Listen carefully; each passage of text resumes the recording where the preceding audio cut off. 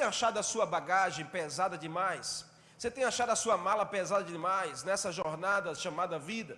Talvez você ache que a sua mala esteja pesada, talvez você ache que a sua bagagem está pesada, talvez você tenha achado que seja um sacrifício levar essa bagagem, talvez seja uma tortura você levar esse peso todo, levar, sabe, esse jugo todo, levar essas coisas todas. E aí não tem sido fácil para algumas pessoas viver num tempo como esse. Então, se você tem sentido isso, ou você conhece alguém, eu quero te convidar a você perseverar nessas próximas 5 quintas-feiras, porque vai ser incrível. A gente vai falar de assuntos assim preciosos e importantíssimos para um tempo como esse. Eu gosto de pensar no texto de Mateus 11, 28, que Jesus diz: ei, vocês que estão cansados e sobrecarregados de levar essa bagagem, essa mala sobre vocês. Vocês que estão assim cansados, sobrecarregados, eu vou lhe dar descanso. Uau, essa é a palavra de Jesus para mim e para você. Amém? Você está comigo, amém ou não? Amém. Então a proposta aqui é a gente pensar sobre situações, sobre sentimentos, sobre fatos, sobre ocasiões que vão somando na nossa bagagem, vão deixando a bagagem mais pesada, e quem sabe a gente possa se livrar de algumas coisas e tornar a nossa vida mais leve. Esse é o desejo de Jesus. Jesus quer fazer com que a sua vida seja mais leve, para que você possa trilhar até o final dessa jornada. Amém? Quem daqui gosta de viajar? Gosta de viajar? Quem gosta de viajar? Amém? Quem gosta de fazer a mala para viajar? Eu queria fazer uma dinâmica aqui antes de eu começar a ministrar. Eu queria 2 voluntários. 2 voluntários. Pode ser, não? Eu sei que eu não costumo fazer isso não nas pregações, mas hoje eu queria chamar aqui uma mulher e um homem. Uma mulher e um homem. Posso chamar pelo nome? Eu queria uma mãe aqui, uma mãe. Uma mãe. Pode ser você, Priscila? Eu queria um pai agora. Pode ser você, Alexandre? Muito bem. Glória a Deus. É isso aí. 2 viajados. Eu quero fazer um desafio para vocês, tá bom? Enquanto eu estou dando a introdução aqui, eu quero dar 2 minutos de relógio para vocês escreverem em uma folha de papel o que vocês colocariam na bagagem de vocês para uma viagem de 7 dias fora de casa. 7 dias, tá bom? Amém? Tá bom? Você já viajou 7 dias, Priscila? Já viajou, Alexandre, 7 dias? Pronto. Senta ali, ó, vocês dois. Senta ali, vocês dois. Quero que vocês coloquem aí. Olha só, o que vocês vão colocar? É uma viagem de 7 dias. Amém?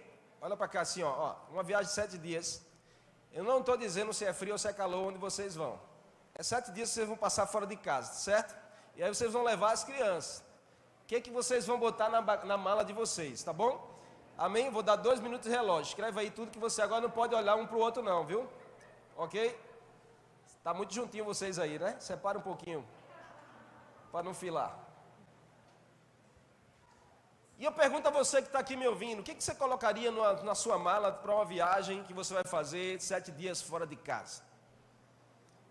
Esse é um contexto que a gente vale a pena pensar, querido, e atrair para uma realidade de vida. Você já parou para pensar? Já parou para comparar a diferença? A diferença dessa pessoa que está ao seu lado? Olha para essa pessoa que está ao seu lado. Você já parou para pensar que a mala dela talvez é diferente da sua? Que a bagagem que ela leva talvez seja diferente da sua? Amém? Você já parou para pensar que talvez a sua bagagem, ela é daquelas grandonas assim, que você diz assim, vamos viajar 3 dias, quando a mulher chega com aquela mala desse tamanho assim, a gente vai passar 1 mês não, é só 3 dias. Porque a nossa vida é assim, existem diferenças de contexto, de realidades, de crises, de guerras que cada um enfrenta, que não é a mesma coisa. Mas o fato é que todos nós temos uma bagagem que nós estamos levando. O fato é que ninguém está ausente disso. E tem pessoas que colocam na sua bagagem coisas que são desnecessárias. Tem outras que colocam coisas que são importantes. E eu não sei você, o que você tem colocado na sua bagagem, nessa realidade chamada vida. Mas normalmente, Normalmente, uma família se preparando para uma viagem, existem duas formas de preparar a mala. Por exemplo, eu coloquei ali um pai e uma mãe. São formas de preparar a mala diferente. Porque uma mãe, ela tem um jeito de preparar a mala. E o pai tem outro jeito. Faz sentido para você, não? A mulher tem um jeito de preparar a bagagem. E o homem tem outro jeito diferente. Não é? Amém? Fechou o tempo? Terminou? Venham para cá vocês dois, por favor. Eu queria que vocês aplaudissem aí esses dois viajados. Dois viajados. Muito bem. Agora eu quero saber, viu? Vou querer saber o que vocês estão levando aí na mala de vocês. Pode falar, Alexandre? Você preparou sua mala para 7 dias de viagem? 7 dias fora de casa? Simples, né? O que você vai levar aí? 3 bermudas, 7 camisas, 7 roupas íntimas, 3 pares de sapato, uma sandália, kit material higiene e 4 calças compridas. Olha, muito bem. 4 calças, né? Para 7 dias, tá bom demais. A gente sempre repete, vem cá, rapaz. A gente sempre repete mesmo, né? Homem repete calça, não tem esse negócio, não. Eu viajei, já tô repetindo essa. É isso aí. Viajei com essa. Tu tá levando muita... Para 7 dias, tu levou 4 calças? Levou muita, porque eu vou com uma e levo só mais 2, né? Quantas bermudas? 3 bermudas, é isso aí, cara. Tá bom demais. Quantos sapatos? 3 pares de sapatos para 7 dias. Top! A mala é desse tamanho, né? Vamos ver, Priscila, agora. E aí, Priscila? 7 dias fora de casa, Priscila. O que você vai levar, Priscila? Presta atenção agora. Eu nem limitei, né? Eu tive que colocar remédio, roupa de frio, verão, porque o senhor não disse para onde eu vou. Roupa de frio, roupa de calor, né? Dinheiro, porque gastam muito elas, viu? Calçado, lanche, porque comem muito, cobertor, bíblia, laço de cabelo. Laço de cabelo. Remédio. Comida. Bíblia. Quantos sapatos você levaria para 7 dias? 8. Para 7 dias, 8. É isso mesmo. A conta da mulher é essa aqui. Para 7 dias ela leva 10, porque ela vai escolher, né? Tá certo. É isso mesmo. É isso mesmo. Quantas roupas para 7 dias? Acho que 3 por dia. 3 por dia, é isso mesmo. A conta da mulher é uma de manhã, uma de tarde, uma de noite, né? 3 vezes 7, 21 pares de roupa. Normal, claro. Isso, é isso aí mesmo. Isso. Travesseiro, né? Maquiagem, sem falar. Exatamente. Faz sentido para você, não? Amém? Aplauda aí esses dois viajados. Glória a Deus. Mas essa é a realidade. Agora eu pergunto. Alexandre disse que leva 4 calças para 7 dias. E ele ainda volta com calça sem usar na mala. Não é ou não é? Volta. Porque homem é assim, homem repete calça, homem repete sapato, repete camisa. Não tem isso não. Agora Priscila disse que levaria 21 roupas. Vai faltar roupa para usar ainda, né? Ainda vai comprar algumas lá, Mas pare um pouco para pensar, queridos, se isso não faz muito sentido com a nossa vida também.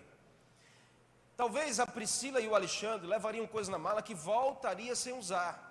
E se tornaria só um excesso de peso. Se tornaria só um excesso de bagagem. Se tornaria coisas que talvez não fossem necessárias para a viagem que ela fez.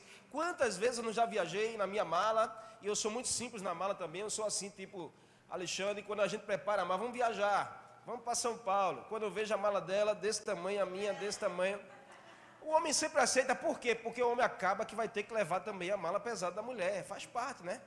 E aí, a gente sempre volta, quando abre a mala, eu digo assim, poxa, tem coisas que eu levei que eu nem usei. Né? E acaba que a mulher também, a mulher não está ausente disso. E o que a gente pode atrelar isso ao nosso dia a dia, à nossa vida? Vamos ver o que cada um tem levado na sua bagagem?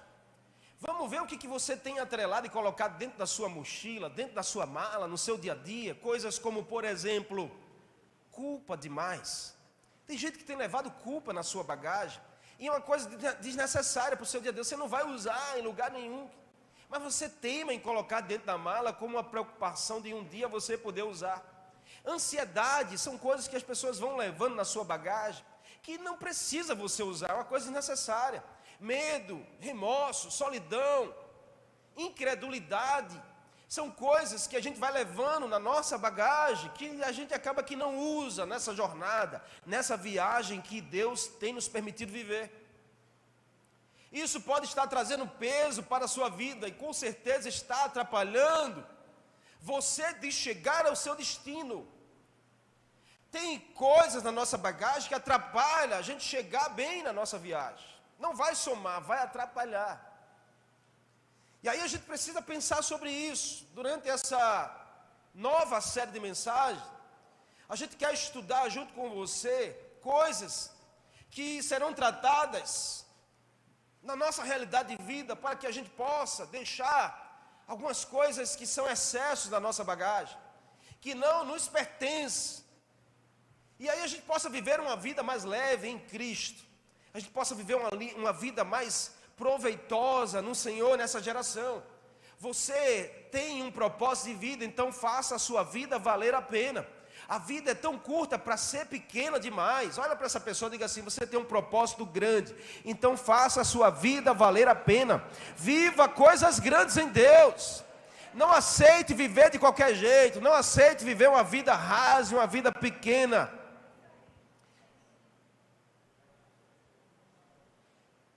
Você está comigo, amém? Então hoje eu queria começar falando sobre um elemento que a gente acaba colocando na nossa bagagem, que é desnecessário. Eu queria começar hoje colocando para fora da nossa bagagem algo chamado incredulidade. Livre-se da incredulidade da sua bagagem. Livre-se da falta de fé da sua mala. Em algum momento você acaba colocando isso para dentro. E eu queria pensar com você sobre essa realidade hoje. O que a gente precisa fazer para se livrar da incredulidade da nossa bagagem? Nós vivemos em um mundo onde pessoas estão tendo que escolher todo o tempo e o tempo todo qual Deus que vai favorecer a ela. Pessoas escolhem qual Deus que favorece mais, qual Deus que atrai mais benefícios, atrai mais bênçãos, mais milagres, qual Deus que vai dar tudo certo, vai dar tudo o que ela precisa, o que ela quer. E atrás desses deuses que são falsos, deuses que muita gente tem corrido aí fora, nesse mundo, e tem levado a sua vida de forma incrédula ao único Deus verdadeiro, Deus que fez todas as coisas, o Deus da Bíblia, o Deus que registra que sobre ele está todo o poder nas suas mãos. Outras pessoas até pensam se realmente existe um Deus que é capaz de ouvir a sua voz.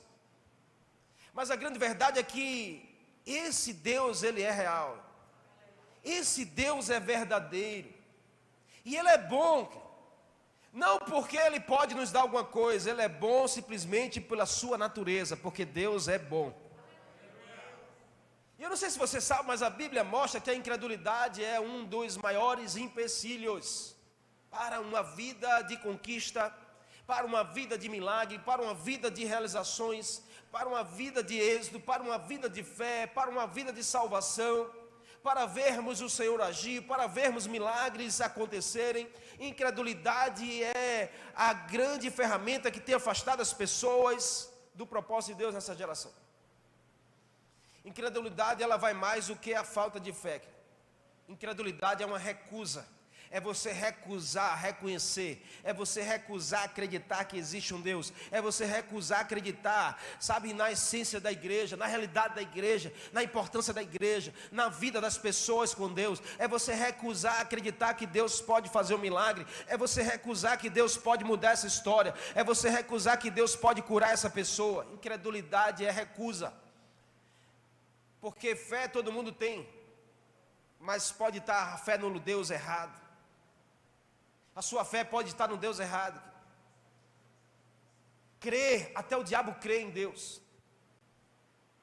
Mas incredulidade é recusar, reconhecer, recusar, sabe, aceitar, recusar a gente se envolver.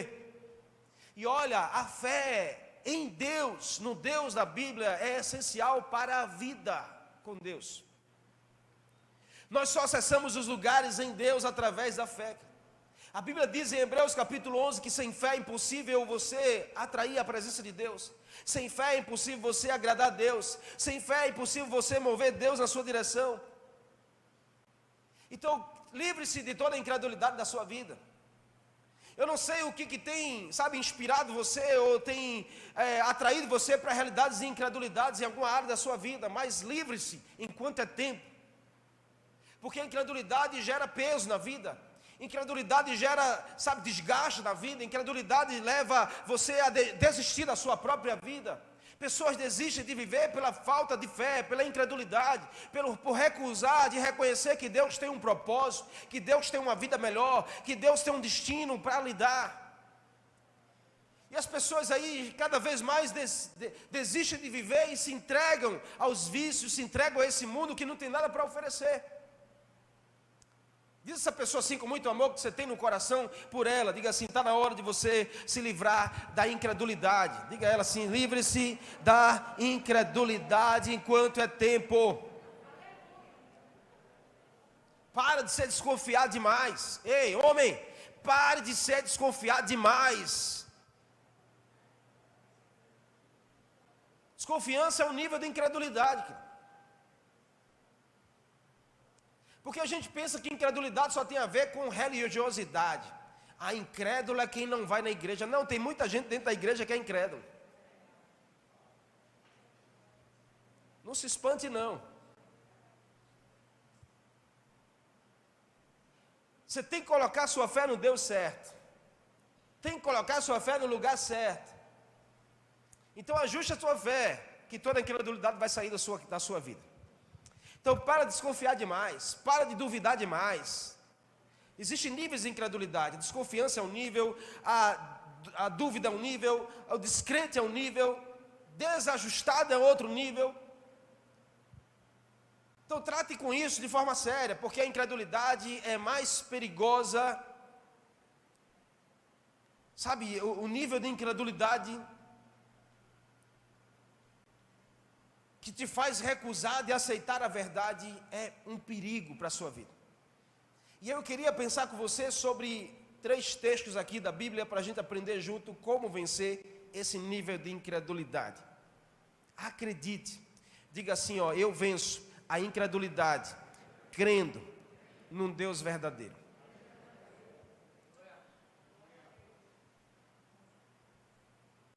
Num tempo como esse, querido, você não precisa buscar elementos para te dar esperança em pessoas ou em coisas. Busque o Senhor. Busque mais a Deus. Em João 15:15, a Bíblia diz, Jesus falando: já não chamo mais de servos, porque o servo não sabe o que o seu Senhor faz. Em vez disso, eu tenho um chamado de amigo, porque tudo o que ouvi do meu Pai eu lhe dei a conhecer. Primeira coisa, se você quer vencer a incredulidade ou qualquer nível de incredulidade na sua vida, creia em um Deus presente e não em um Deus ausente. A incredulidade é a gente achar que Deus sempre está ausente. Deus nunca está presente. Deus nunca me ouve. Deus nunca olha para mim. Deus nunca quer saber de mim.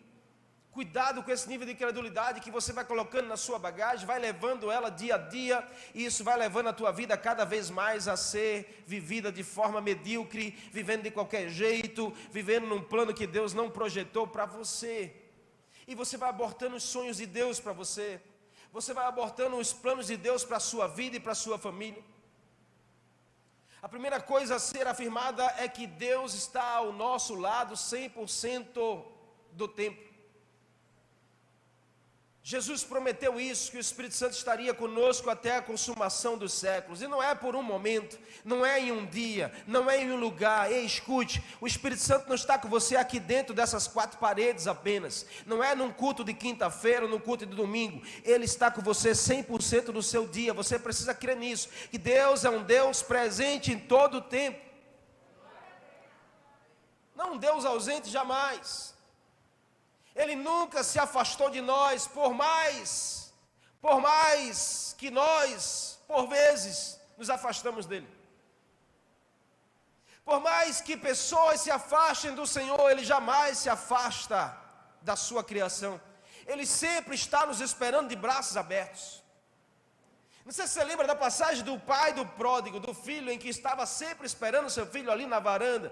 E a Bíblia diz que quando o filho aponta, ele sai correndo na direção do filho. Essa imagem é a figura de Jesus, que sempre está de braços abertos esperando por você. Por mais que você se afaste dele, por mais que você recuse ele, ele sempre está esperando por você, porque ele tem um destino para dar à sua vida. Então diga assim a essa pessoa que está ao seu lado aí, diga assim: não adianta você correr muito tempo, porque o Senhor, Ele tem negócio com você. Então se eu fosse você, eu correria para os braços dele enquanto você tem tempo. Enquanto você tem tempo. O que vemos muito hoje são pessoas que conhecem um Deus de final de semana. O que a gente vê muito hoje é pessoas que conhecem Deus em 1h30 que está no culto. O Deus da igreja que está presente no meio do louvor. Apenas no meio do louvor. Tem muita gente que só conhece Deus, sabe, aquele Deus que fala com você na hora do culto só. Que fala com você ou no meio dos louvores ou em alguma palavra da ministração. Mas não conhece aquele Deus do secreto. Não conhece aquele Deus do dia a dia, não conhece aquele Deus que espera você no seu quarto em casa, que espera ouvir a sua voz, que espera ansioso para conversar com você. Jesus, quando foi ensinar sobre oração aos seus discípulos, ele dizia: ei, quando vocês forem orar, faça o seguinte, vai lá no teu quarto, fecha a porta, entra no teu quarto em secreto, porque lá está esse Deus no secreto esperando por você. Um Deus que quer se revelar a você no seu dia a dia, querido, e não num culto de final de semana, não num culto de quinta, não em um momento de adoração do louvor. E os outros momentos da sua vida, o que é que você faz? Você passa aqui 1h30, querido. Quando você vem numa quinta, quando você vem no domingo. E o resto da sua vida? E o resto do seu dia a dia? O que é que você tem feito?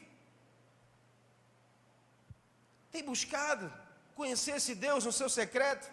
Tem buscado mais intimidade com Ele, para você poder saber que Ele está presente todos os dias? Deus não está só presente aqui dentro. Você está me entendendo, amém?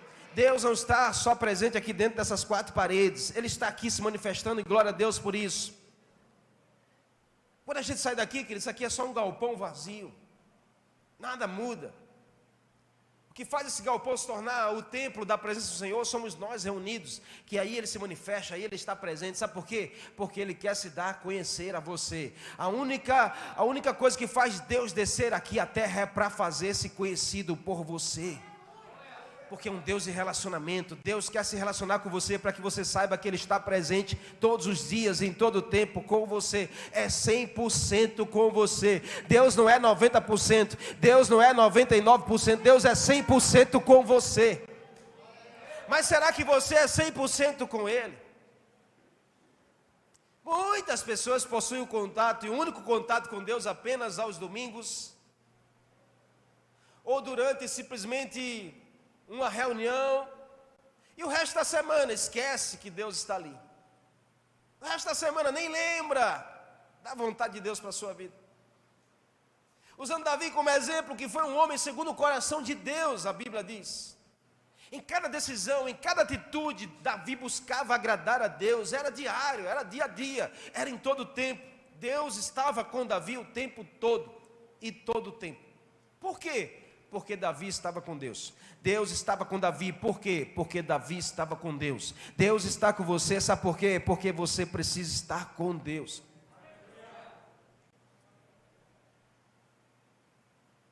Não brinque não nessa geração. Davi passava horas cuidando do rebanho do seu pai. Enquanto ele cuidava do rebanho do seu pai, ele tinha contato com Deus, ele conversava com Deus, ele sentia a presença de Deus. Davi não tinha um encontro com data e hora marcada no final de semana, pelo contrário, ele passava, era tempo na presença de Deus diariamente, todo o tempo. Ele não tinha um encontro casual, ele tinha um encontro matinal, era todo dia, todo o tempo, sabe, era uma amizade com Deus. Sabe, às vezes a gente dá mais valor a uma amizade do que a amizade que a gente precisa ter com Deus. Tem pessoas que, sabe, confessam tudo da sua vida para a pessoa, sem nada errado nisso, mas não tem coragem de abrir a sua boca para confessar a Deus um erro, um pecado. Não tem coragem para reconhecer, sabe, que Deus está presente ali, que Deus quer mudar essa história. Deus é o mais interessado em te ajudar a você mudar de vida. Deus é o mais interessado em te ajudar a você vencer na vida. Que tal você gerar mais prazer na presença do Senhor? Que tal você gerar mais prazer na presença de Deus e você acreditar que Deus está presente 100% em todo o tempo, sabe, em todo o tempo. Isso vai mudar a tua vida. Amém? Você está comigo? Isso vai mudar a tua vida, isso vai mudar o teu jeito de viver, você saber que Deus está presente constantemente com você. Isso nos ajuda a vencer a incredulidade. Isso nos ajuda a tirar da nossa bagagem toda a recusa do que Deus tem para nós. Amém? Você está comigo? Amém. Você está comigo, amém? Olha para essa pessoa e diga assim: não esquece, Deus está presente o tempo todo. Você falou para ela? Amém? Namorados, Deus está presente o tempo todo. Esqueça disso não, viu?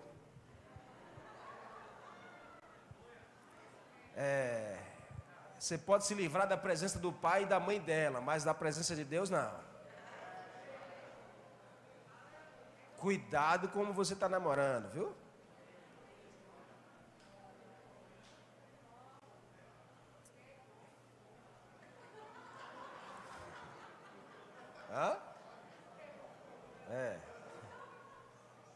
Não é? Glória a Deus mesmo. Dê glória a Deus. Dê glória a Deus aí. Na hora que está namorando, dê glória a Deus também. Segundo aqui, para a gente vencer a incredulidade, creia em um Deus de perto e não em um Deus de longe. Deus é um Deus de relacionamento e não de religiosidade. Deus é um Deus que ama se relacionar. Deus não ama religião. Quem criou a religião foram os homens, não Deus. Deus não se preocupa com religião, Deus se preocupa com o seu coração nele. Deus não quer saber se você é religioso, Deus quer saber se você é adorador. Deus não procura religiosos, Deus procura adoradores. O religioso sempre acha que Deus está longe, ele precisa fazer alguma coisa para aproximar Deus. O adorador sempre sabe que Deus está perto, então por mais ele precisa corrigir, porque Deus está sempre perto. Tiago diz: aproxime-se de Deus e Ele chegará até você. É comum algumas pessoas olharem para Deus como um gênio da lâmpada. É comum algumas pessoas acharem que Deus é como aquele gênio da lâmpada que a gente encontrou no desenho animado, no filme, que só aparece quando é conveniente, que só surge quando é chamado, que só entra para realizar os desejos quando alguém o convoca. Quando alguém provoca ele, ou quando alguém precisa de algo. Senhor, abre uma porta de emprego para mim. Vem, Jesus, agora, deixa eu esfregar essa lâmpada aqui que o Senhor vai aparecer. E o Senhor vai perguntar: me diga o que você quer. Cuidado com esse nível de incredulidade. De a gente achar que Deus só vem quando a gente clama, quando a gente, sabe, tem que fazer... Tem que 7 campanhas, 7 sextas-feiras para Deus poder realizar. Deus é um Deus de perto, não de longe. Deus é um Deus presente em todo o tempo, que cuida de você nos detalhes, que sabe o que você pensa, sabe o que você sente, sabe o que você vai falar antes que as palavras saiam da sua boca. Esse é o Deus da Bíblia, que conhece você por dentro e não por fora. A religião vai falar de você por fora e não por dentro, mas Deus, Ele fala de você por dentro e não por fora, porque Deus, Ele é um Deus de perto e não de longe. Essa não é a vontade de Deus para comigo e com você, de nos ter longe, de nos ter afastado. Deus não quer ninguém afastado dele. Deus quer todos próximos, porque você é a imagem e semelhança dele. Ele te fez para ter relacionamento com você. Deus te criou para se relacionar com você. Essa semana eu postei na minha rede social falando sobre quando eu comprei a minha primeira Bíblia, há mais de 20 anos atrás. Comprei a minha primeira Bíblia e comecei a ler, e um dos primeiros textos que mais me marcou foi João capítulo 1. Quando ele falava do verbo, o verbo estava com Deus, o verbo era Deus. E o verbo resolveu descer entre nós e habitar em nós. E nós vimos a glória como a glória no unigênito do Pai. E o verbo é Jesus. Resolveu vir à terra, habitar no ser humano. O Criador resolveu habitar na criatura, na criação. Por quê? Porque é um Deus de perto e não de longe. Sabe quando a gente é capaz de tirar toda a incredulidade da nossa bagagem? Quando a gente tem essa consciência que Deus é um Deus presente, Deus é um Deus de perto, Deus é um Deus que nos ouve, que sente, Deus é um Deus que está pronto para nos socorrer e nos ajudar. Ele não é feito o gênio da lâmpada, que só aparece quando a gente chama. Não, Ele está presente em todo o tempo, Ele é um Deus de perto. E a vontade dEle para mim e para você é se relacionar conosco. Ele quer viver em comunhão, Ele não quer a sua prática, Ele quer o seu coração. Quem se preocupa mais com prática que a religião? Deus quer o teu coração adorador. Ei, entrega teu coração a Jesus. Sabe, teu coração está tão duro, teu coração está tão seco, teu coração está tão sufocado. Entrega teu coração a Jesus. Ele quer o teu coração, Ele quer morar no teu coração, Ele quer ter relacionamento com você. Sabe, desde o princípio a gente vê no Éden, no jardim, Deus criou as coisas, criou todas as coisas, e Ele promoveu ali uma das coisas mais belas que a Bíblia relata, mais marcantes, é a descida de Deus todo final de tarde para conversar com Adão, para se relacionar com Adão. Ali Deus estava apontando para o plano para nossas vidas. Mas Adão resolveu pecar, e a Bíblia diz que a única coisa que afasta Deus de você é o pecado. Mas aí Deus é demais, porque Ele não desiste de você. E aí Ele manda o seu plano para restituir, para restaurar a comunhão. Em Jesus nós temos acesso de volta livre ao Pai, a Deus, para se relacionar com Ele todos os dias e em todo o tempo. Nós temos Deus perto de nós, e isso nos ajuda a vencer toda a incredulidade. Isso nos ajuda a vencer toda dúvida. Será que vai ser? Será que Deus tem bênção para mim? Não, Deus tem bênção para você, e assim será, porque é um Deus de perto e não de longe. Ele quer ter relacionamento com você. É preciso se livrar do que rouba o relacionamento de Deus conosco. Você precisa se relacionar com o Senhor. Sabe por quê? Porque quanto mais você se relacionar com o Senhor, mais parecido com Ele você será. Quanto mais relacionamento com Jesus, mais parecido com Jesus você será. Porque nós somos a média dos nossos relacionamentos. E é por isso que você precisa se relacionar mais com Jesus. Você precisa conhecer mais Ele de perto. Você precisa caminhar mais com Ele. Você precisa ouvir mais Ele. Você precisa sentir mais a presença dEle, para Ele mudar você, para Ele transformar o teu coração. Sabe o que Paulo diz em Romanos capítulo 8, verso 29? Que Deus também os predestinou para sermos conformes à imagem do seu Filho, a fim de que Jesus seja o primogênito entre muitos. O que é o primogênito? O primogênito é a primeira, é a forma que forma uma geração. Então Jesus é o primeiro de um modelo para muitos. Se você quer ser, sabe, alguém bem sucedido nessa geração, olha para Jesus, Ele tem que ser o seu modelo. Quer ser um bom líder, olha para Jesus, Ele tem que ser o teu modelo. Quer ser um bom discípulo, olha para Jesus, Ele tem que ser o teu modelo. Quer ser um bom discipulador? Olha para Jesus, ele tem que ser o teu modelo. Quer ser um bom marido? Olha para Jesus, ele tem que ser o seu modelo. Jesus tem que ser um modelo. E quanto mais a gente se relaciona com ele, mais fé a gente vai ter no nosso coração. Sabe, 3 coisas que contribuem para sermos semelhantes a Jesus: é a nossa entrega, é a nossa libertação do pecado e é o nosso crescimento espiritual.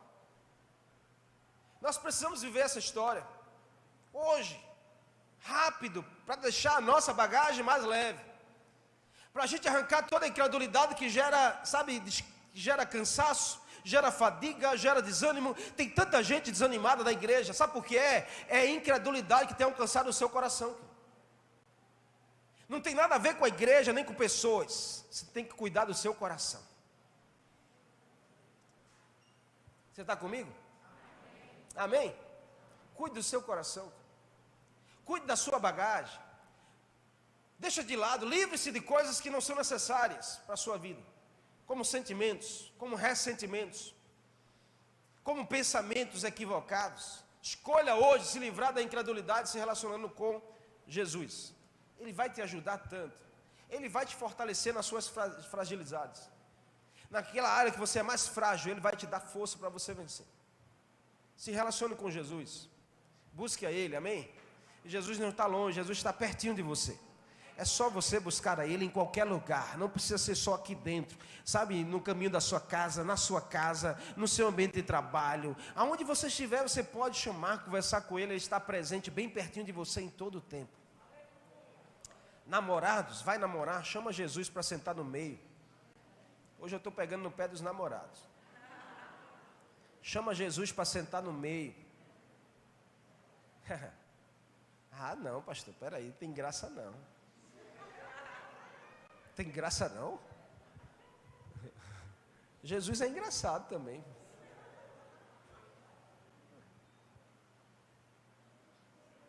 É melhor chamar Jesus para sentar no meio do que depois ter que chamar Jesus para socorrer você. Chame Ele para prevenir, para depois você não ter que chamar para socorrer. Você está comigo? Amém? Por último, aqui não menos importante, se queremos vencer a incredulidade, creia em um Deus que fala e não se cala jamais. Deus é um Deus que fala. Deus é um Deus que ama causar nas suas causas.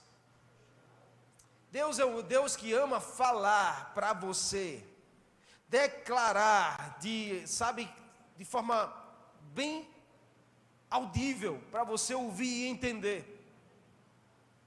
O texto de Êxodo capítulo 3, quando Moisés está num grande confronto, Deus quer enviar Moisés numa missão.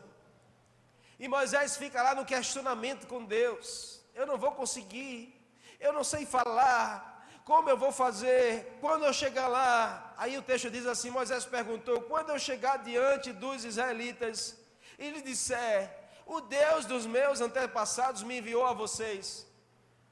E se eles me perguntarem, qual é o nome dele?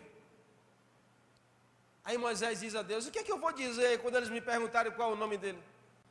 Ah, Moisés, disse Deus a Moisés, sabe o que você vai dizer? Você diz, o eu sou, te enviou. É isso que você vai dizer aos israelitas. O eu sou, me enviou a vocês. Uau! Como? Porque eu ouvi de Deus a minha missão. Eu ouvi o que Deus falou comigo. Eu não sei como você se refere a Deus quando fala com Ele. Eu não sei como você olha para Deus quando você busca Ele. Mas sabe, tem pessoas que olham para um Deus tão longe, olha para um Deus tão inacessível, olha para um Deus, sabe, tão religioso, que essas pessoas só olham para Deus assim, todo poderoso, ó Altíssimo, ó Majestade Santa, grandioso, inarrável. Usam até palavras difíceis. Infalível. Enquanto Deus quer que você chame Ele de Pai. Enquanto Deus quer que você chame Ele, sabe assim, com intimidade, até painho você pode chamar. Porque é um Deus que ama ouvir você e ama falar com você. Então pense um instante como Deus é bom. E por isso Ele faz coisas boas na sua direção. Ele, querido, Deus, Ele não faz coisas boas porque Ele é bom. Ele é bom, e aí Ele faz coisas boas.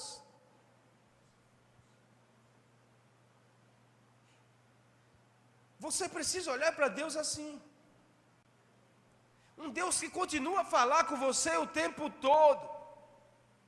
Mas você precisa parar para ouvi-lo, ter o discernimento de ouvir Deus. E você saber aonde você encontra Deus para ouvir. Deus quer falar com você na sua intimidade. Sabe o melhor lugar para você ouvir Deus falar? Está aqui na sua mão, na Bíblia.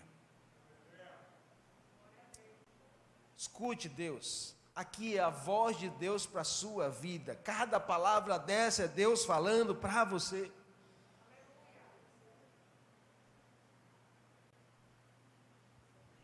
Use mais isso. Use mais ao seu favor. Sabe, queridos, olha, quando a gente olha para Deus como um pai, a nossa conversa com Deus é diferente. Eu vim aqui, meu pai, pedir a tua bênção, eu vim aqui para te agradecer, eu vim aqui só para dizer que eu te amo, meu pai, porque o Senhor é importante para mim, o Senhor, eu não vivo sem o Senhor, e eu quero te honrar em todo o tempo. Gente, isso é aproximar Deus. Mas quando eu chego de grandioso, altíssimo, oh, majestade, magnífico, exaltado, todo-poderoso, é um Deus que parece que está longe. Não, mas Jesus diz assim, quer vencer a incredulidade, quer vencer as suas dúvidas, quer vencer a sua inconstância, chama para perto esse Deus que é todo poderoso para mudar a sua história, chama Ele para perto, Ele está pronto para te ajudar, para ser com você nessas suas guerras. Deus é um Deus poderoso para vencer batalhas, você só precisa chamar Ele para perto de você. Como faz diferença para um filho quando o pai está perto? Eu não tinha meu pai perto, mas hoje eu sou um pai perto para meus filhos. E eu sei como isso faz diferença para a vida deles. Quando eu estou perto, como eles se sentem protegidos, como eles se sentem amados, como eles se sentem empoderados. E eu gosto de fazer isso, assim como Deus faz comigo e faz com você. É um Deus que está perto, é um Deus que fala, é um Deus presente, é um Deus que te empodera, é um Deus que olha para você e diz assim, vai lá meu filho, vai que você consegue, vai filha, vai que a tua hora é agora, vai que eu estou contigo, se qualquer coisa der errada, eu te pego pela mão, eu te ajudo, mas você vai conquistar sim. Esse é o seu pai, que fala com você em todo o tempo. Sabe, eu amo fazer isso com minhas crianças. Meu mais novo, um dia eu fui ver ele jogar, e aí ele entrou no campo, e eu de lá, ele estava me vendo, me olhando, de onde ele estava. Ele chutava uma bola e olhava para mim para ver a minha expressão. Chutava errado, eu dizia, foi boa essa. Eu dizia, vai filho, tu vai conseguir, faz aquele gol, faz aquele gol. E aí teve uma bola que ele recebeu, que ele acabou que fez o gol. Aí para onde ele foi celebrar? Para a presença do pai. Porque ele sabe que lá ele encontra o empoderamento, o amor, a proteção, o envio que ele precisa. Assim é o Senhor na sua vida também. Ele é um pai que fala em todo tempo, vai filho, vai filha, você nasceu para vencer, você não nasceu para viver assim, não, vai por aqui que vai dar certo. Acredite no que ele tem para falar a você. Sabe Moisés queria ouvir dele, o que seria, como seria. A gente olha para Moisés dizendo assim, Moisés, poxa, que fraco Moisés, não. Moisés queria ouvir antes do seu pai o que seria quando ele chegasse lá, o que ele deveria fazer. Isso é uma atitude de filho mesmo. Chega para o pai e diz assim, pai, como é que eu posso fazer lá? Que tal, querido, antes de agir você ouvir? Antes de agir você ouvir o que Deus tem para falar. Jesus nos ensina a chamá-lo de Pai. E não é um pai só seu. Olha para essa pessoa e diga assim: ei, o Pai é nosso. O Pai é meu e o Pai é seu. O Pai é meu e o Pai é nosso. O Pai é para todos, inclusive para você que está aqui nessa noite também. O Pai é nosso. Amém? Isso precisa ativar a sua fé para outro nível. Ouvir o Senhor é ativar a sua fé para outro nível.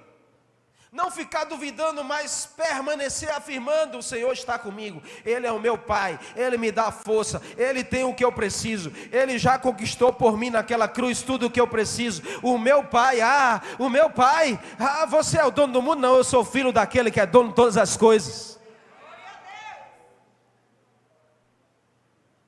Você não conhece meu Pai? E Jesus tinha essa essência, por isso que ele ensina, porque olha, naquele texto de João capítulo 11, quando Jesus chega diante do túmulo do seu amigo Lázaro, sabe o que ele diz no verso 42? Ele levanta os olhos, a Bíblia diz, aos céus, e ele agradece, dizendo assim: Pai, eu dou-te graças, porque o Senhor me ouve. Eu sei que sempre me ouves. Uau, que convicção de Jesus.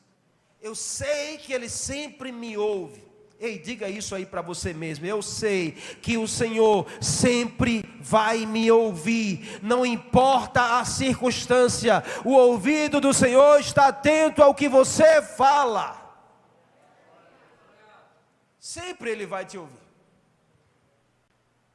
A certeza da presença te fará estar presente de forma diferente. Quem crê que o Senhor ouve, não se cala jamais. Não se cale diante das circunstâncias de crise, porque o Senhor ouve a sua fala. O Senhor ouve a sua oração. Se você está vivendo aqui dias de tormento, comece a declarar uma nova realidade, porque o Senhor ouve a sua oração. Comece a atrair uma nova realidade para a sua vida e a sua casa. Você está comigo? Isso vai gerar intimidade com Deus. E quanto mais intimidade com Deus, mais fé em Deus você vai ter. Quer colocar a tua incredulidade para fora da sua bagagem? Você sabe se tornar mais leve a sua viagem? Tenha mais intimidade com Deus. Busque mais intimidade com o Senhor. Nesse tempo mesmo, é um tempo de muita crise. É um tempo de muita perseguição. É por isso que você tem que ter muita intimidade com Deus. Você tem que ter muita intimidade com o Senhor. Sabe para quê? Para construir a sua vida no Senhor. Eu não sei o que você anda construindo, ou o que você pensa em construir para o seu futuro. Mas sabe qual é o melhor fundamento? É você ter intimidade com Deus. É você chamar Deus para perto, é você usar a sua fé em Deus. Não construa a sua vida em cima de um fundamento raso. Não construa a vida da sua casa, da sua família em cima de fundamentos que são frágeis. O fundamento mais forte é a presença de Deus, é a presença de Jesus, é a presença do Espírito Santo, é a presença da palavra. Construa a sua vida baseado nesse fundamento e a sua vida será bem sucedida nessa geração. Em nome de Jesus. Você está comigo? Tenha intimidade com o Senhor. Creia em um Deus vivo, através do seu Espírito Santo. Isso vai aliviar a sua carga. Diga assim: eu preciso de mais intimidade com o Senhor. Quero terminar contando essa história. Em cima da montanha havia um grande mestre. E esse mestre, ele era conhecido naquela comunidade. Preste atenção aqui, que é o fio da meada. Esse mestre era conhecido na comunidade como o homem que tinha mais intimidade com Deus. E aí muita gente daquela comunidade, inclusive um jovem que estava ali, disse assim: eu preciso ir lá para aprender com esse mestre, como eu tenho que fazer para ter mais intimidade com Deus. E aquele jovem sobe a montanha com muito sacrifício e chega até a casa dele. E bate na porta daquele mestre, e quando ele abre a porta, se depara com um jovem que diz assim: mestre, Me ensina o que eu preciso fazer para ter mais intimidade com Deus. Porque eu sei que o Senhor é um homem de muita intimidade com Deus. E o mestre ficou calado. E o jovem disse: eu preciso lhe ouvir. Eu vim para aqui, eu subi essa montanha toda só para lhe ouvir. Me diga o que é que eu tenho que fazer para ter mais intimidade com Deus. E ele convida o jovem: vamos descer. Ele fecha a porta e desce com o jovem. E o jovem vai seguindo o mestre. E no meio do caminho ele fica perguntando: o senhor não vai me dizer não?